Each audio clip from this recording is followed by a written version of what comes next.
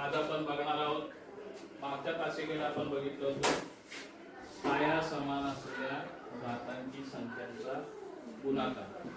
पाया समान असलेल्या घातांकित संख्येचा भागाकार इथे दिलाय बघा.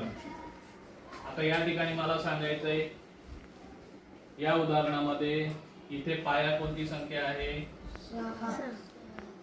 त्याचा घातांक किती आहे, इथे पाया किती आहे, घातांक किती आहे, आणि या दोघांची काय क्रिया करायची, भागाकार करायची. मगाशी आपण बघितलं पाठीमागच्या तासिकेत गुणाकार. आज आता काय बघणार आपण, कृती काय करायची, पाया लिहून घ्यायचा आहे, त्याचा चौथा घात भागिले पुन्हा पाया त्याचा दुसरा घात. आता पुढची कृती, 6 चा चौथा घात म्हणजे 6 चा किती वेळा गुणाकार करणार, थांब जरा, किती वेळा गुणाकार करणार, 4. आता ही जी रेषा मारली याचा अर्थ होतो भागाकार.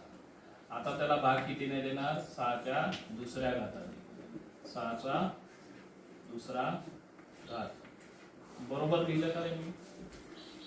इथे काय कृती होती, 6 चा कितवा घात होता, चौथा घात म्हणजे काय करणे, गुणाकार करणे. बरोबर 4 वेळा गुणाकार केला 6 चा.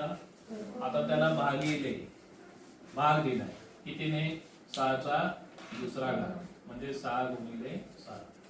बरोबर केलंय का, समजतंय का? हा भागाकार आहे. मग आता भागाकार करताना समान संख्या मिटवायची आहे. हे 6 गेले, हे 6 गेले, हे 6 गेले, हे 6 गेले, किती उरलेले, 6 गुणिले किती उरले, 6 गुणिले म्हणजे 6 चा कितवा घात, कितवा घात 4.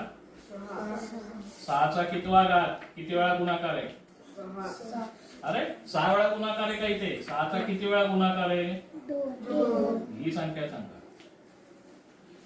म्हणजे थोडक्यात आपण काय केलं रे, तर वजाबाकी केली. म्हणजे काय केलं आपण, वजाबाकी. जेव्हा भागाकार करायचा